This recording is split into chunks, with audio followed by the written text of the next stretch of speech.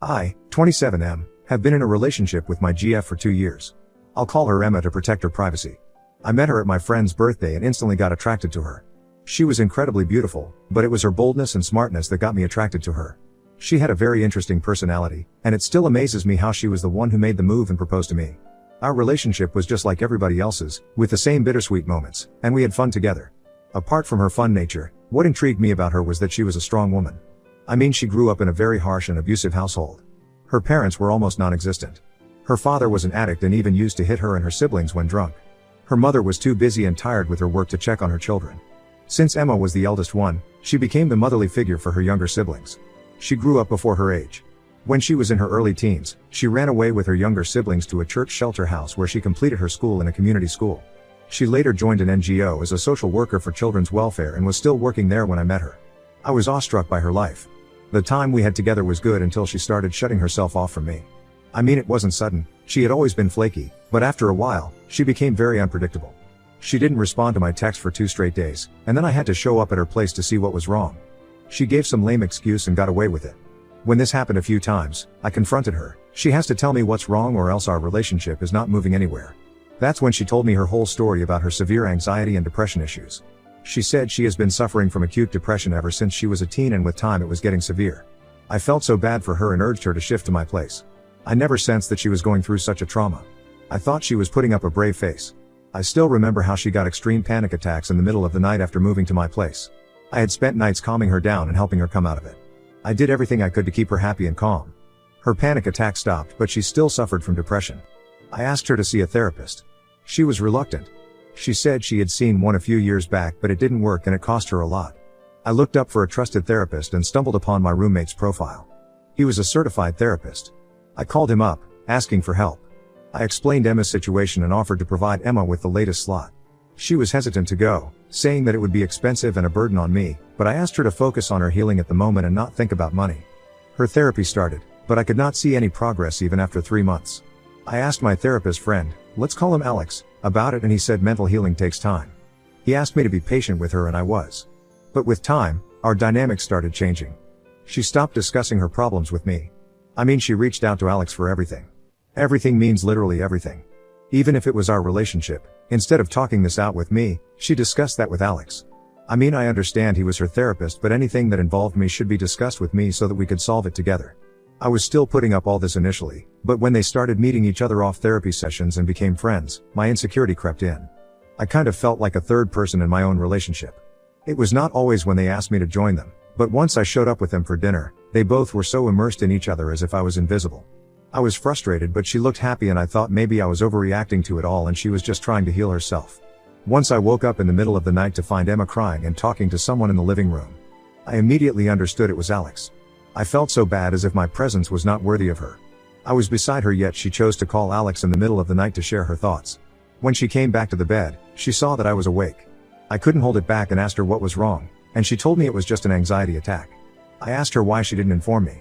She told me she didn't want to be a burden on me, and talking to Alex helped her better than talking to me. He gave her professional help. I couldn't sleep after hearing that. I could hold back my insecurity because she looked so relaxed and happier with him, but she stayed silent around me. The next day, I told her I felt like non-existent in her life because she didn't share anything with me. I also confronted her that meeting Alex after therapy was not ethical. I tried to be subtle in my approach so as not to trigger her. I said Alex was my friend and was kind to lend his time at odd hours, but we shouldn't exploit it. She got defensive at this and asked me whether I wanted her to heal or not. She called me a control freak and said I doubted her unnecessarily. After a few minutes, she started hyperventilating and I got scared. I tried to pacify her and shrugged me off, saying not to touch her else she would kill herself. I seriously got very scared. I left the room and slept in the living room. In the morning she said she wanted a break and focus on healing and went back to her place.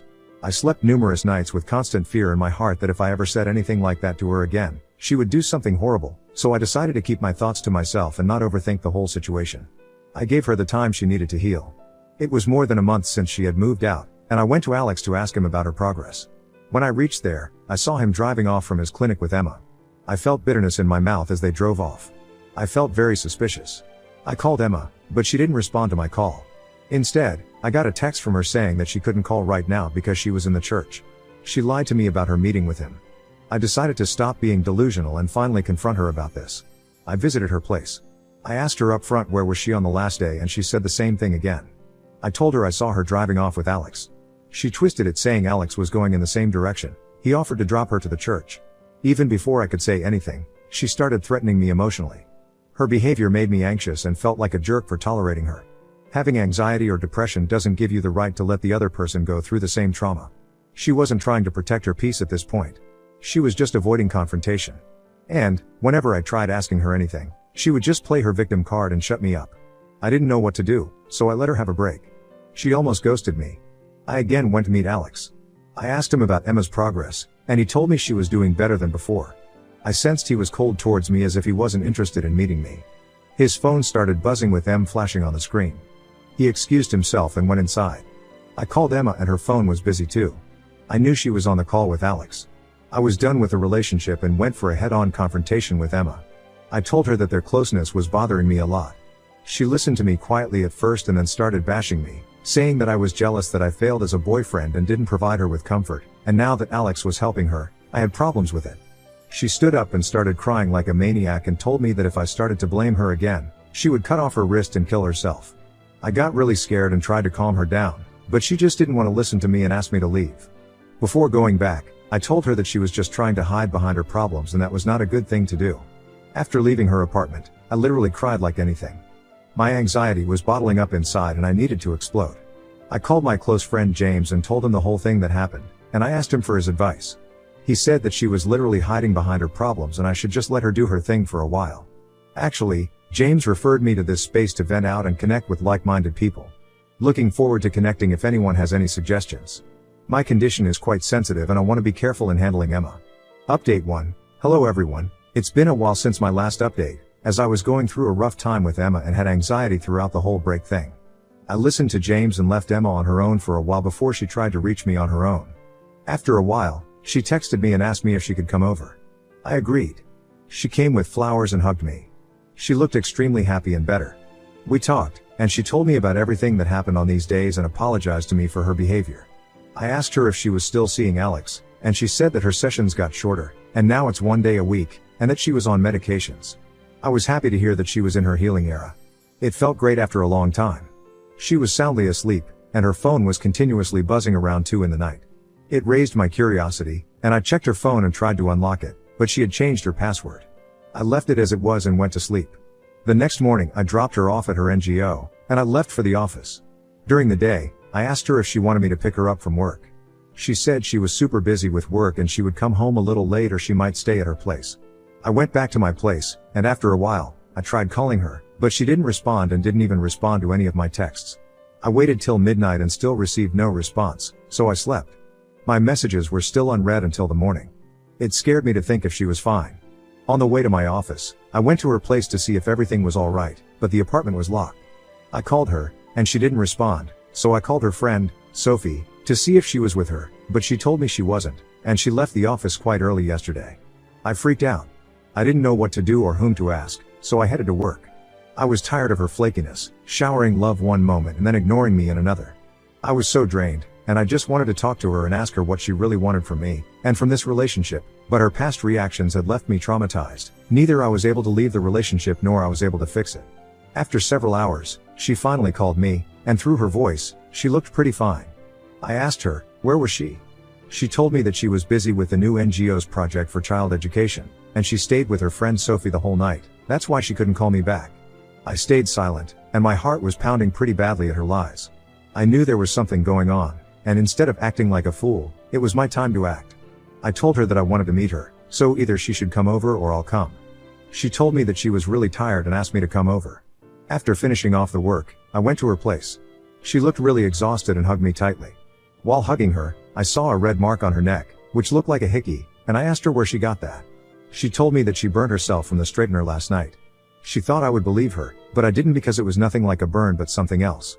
The entire time we had dinner, she was continuously texting someone. I asked her to keep her phone down at least when we were eating. She told me that it was just a friend and put her phone away. She was on medication and got into a deep sleep. I took her phone and used her fingerprint to unlock it.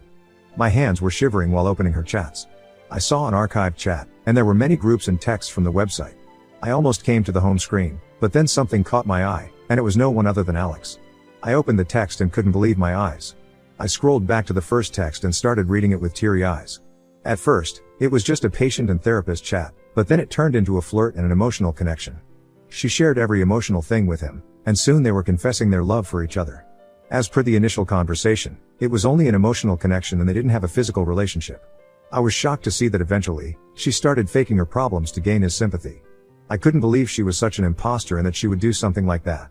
She told him that she needed him very badly and that I was physically and mentally abusing her.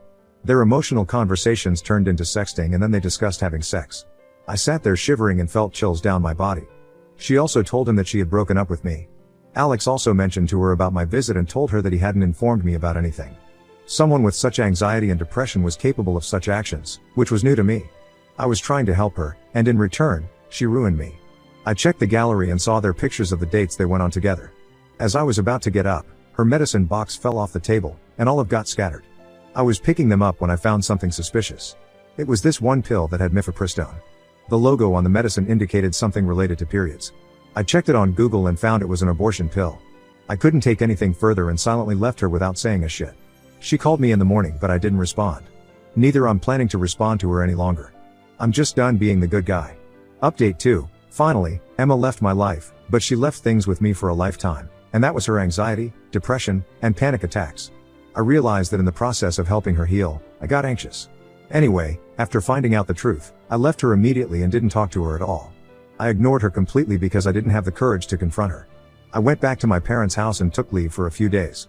I shared everything with my mother, and my physical and mental health both collapsed miserably. My mom advised me to seek closure from her and let everything out because bottling up would do more damage. I was confused, but then I decided to meet Alex first. I asked him what was going on between them.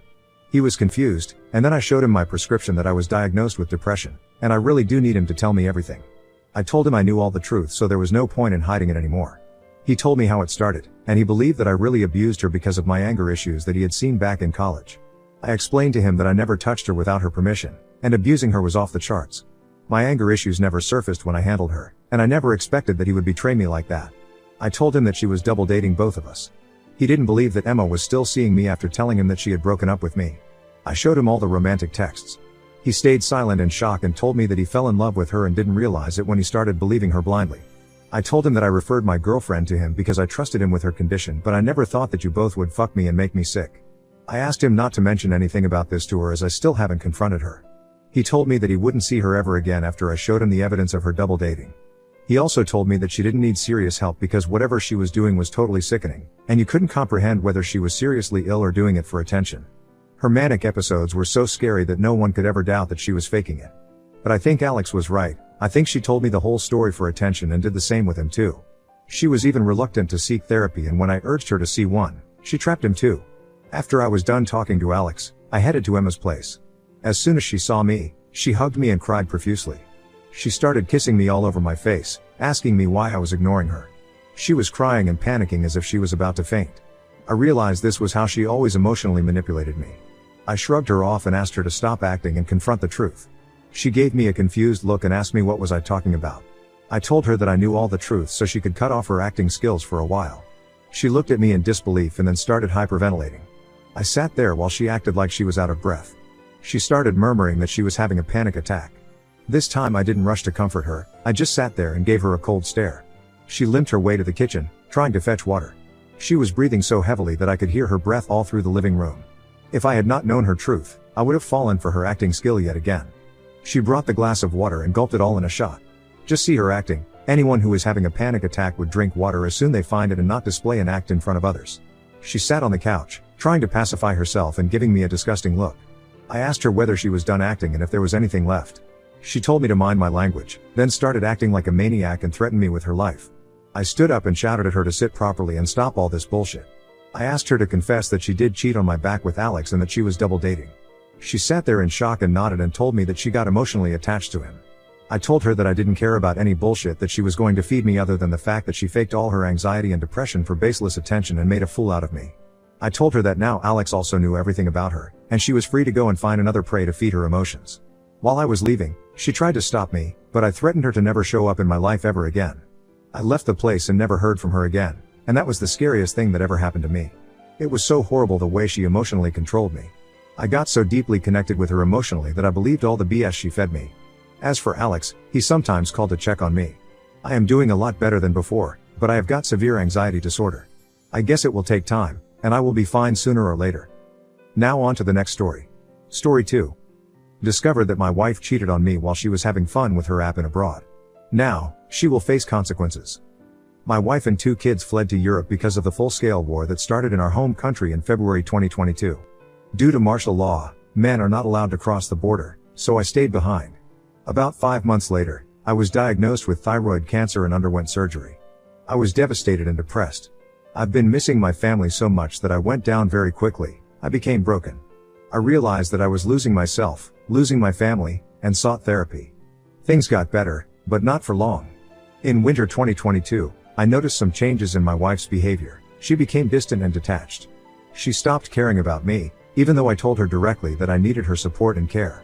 All my questions about what's going on were met with the assurance that everything was fine and she was just tired. Fast forward to February 2023, my oncologist told me that I had a chance to make documents which might allow me to cross the border. I was so happy to have at least a small chance to finally visit my family, to kiss my wife, to hug my kids, to take them to the sea coast, to do everything. The closer I got to having my documents ready, the more distant my wife became. No matter what I asked, the response was always that everything was fine and I had nothing to worry about. Finally, in May 2023, I arrived. My kids were crying and smiling. They were happy, as was my wife, but something was missing. She didn't even cook any dinner. There was just a bunch of dirty dishes and mess around the house. Our first night together and no sex. It was shocking. We hadn't seen each other for almost a year. Those 3 weeks in September 2022 don't count, and there was no desire for intimacy. I tried to initiate something, but she felt tired and wanted to sleep. A week passed and we hardly had sex once. There were no kisses, no holding hands, no hugs. I sat with her and started a conversation, asking if everything was fine between us. And guess what? She said, "Everything is fine, honey. I just waited for so long that I am not so sex addicted anymore, but it's not about you, we are good. I just need some space." My suspicions started to grow exponentially. Yes, we had tough times in our marriage when we were so tired that we had sex only a few times a month, but a year and needing space? A few days later, I noticed some stranger's messages on her phone, but I couldn't see the context as the screen was locked. She told me that this person was one of her new bosses. I was a bit worried and the next day found that this new boss liked her photos on social media. I immediately started another conversation about her feelings and who this guy was. She told me that she didn't know what she felt for me and that the guy was just a friend. I was ruined but tried to stay calm. I understood we had been separated by distance for some time. I agreed that it was hard for both of us, so I decided to give her some time and space, even though I wasn't a fan of that decision. So, I was nervous all the time but, as I mentioned, decided to take my family to the sea coast and try to relax. We spent a great week together, talking and drinking a lot, having sex, kissing, everything seemed fine. So, here it is, a regular night out with the girls. I felt so worried that night and couldn't sleep. I was thinking about that man and about the fact that my wife had lost her feelings but never communicated that to me while we were in different countries. I opened that person's social media page, and there he was, checked in at the same place where my wife and the other girls were partying. I approached her laptop. We don't have secrets, so I had access via Touch ID, opened a few messengers, and found nudes, sexting, and I love you messages with another guy from that so-called boss company. I felt down. My heart was broken. I confronted her that night. She saw in my eyes that I knew. It was hard, and I was hurt. Yes, she confessed, but only after I caught her. She thought she had deleted everything. I spent a few more weeks with my kids and her. I was so shocked that I tried to put all the blame on myself, looking for some reasonable explanations. We slept in the same bed, had sex all that time, and I tried to win her back. But she was stone cold. Their affair had been going on for a few months, so while I was getting all the documents, she started a new life behind my back. After I came back to my home country, I started to analyze the situation. I tried to have a conversation with her, but she just asked for more time to figure it out. I suggested going to marriage counseling twice, but she ignored it as if I never said it. It was her choice, her decision to ruin everything. I lost her forever, I lost myself. She betrayed me while I was battling cancer and needed her the most. I am devastated, ruined, feeling like an unworthy, miserable human being. She tried to blame me for her adultery, but I confronted her and told her to shut up. Why didn't she ever talk to me about her feelings? I never saw it coming. I had thought we were finally happy and could relax after chasing our dreams for so many years. If she had ever told me that she was unhappy, I would have done everything to fix it, or at least tried, but she was dead silent. I believe things like this don't happen overnight. I just don't understand why she never openly communicated her feelings and needs to me. Last summer, I got a paper letter from her expressing her love and longing, counting the days until we could be together. I go through our text messages every night, and I swear I can't believe it was all lies. Where am I now? I am trying hard to start the healing process, but these texts between her and him are just tattooed in my mind, along with a photo she never sent me, the love words she told him and me every single day of her affair. I can't believe how someone who promised to go through this nightmare together just 6 months ago could betray me so harshly. She won't even try to talk about the reasons why and how it happened. She is not remorseful. I talk to my kids every morning and before they go to bed. I love them so much, and they love me back. I am just so afraid that they may hate me someday for betraying them and ruining our family. I stay strong for myself and for my kids' sake.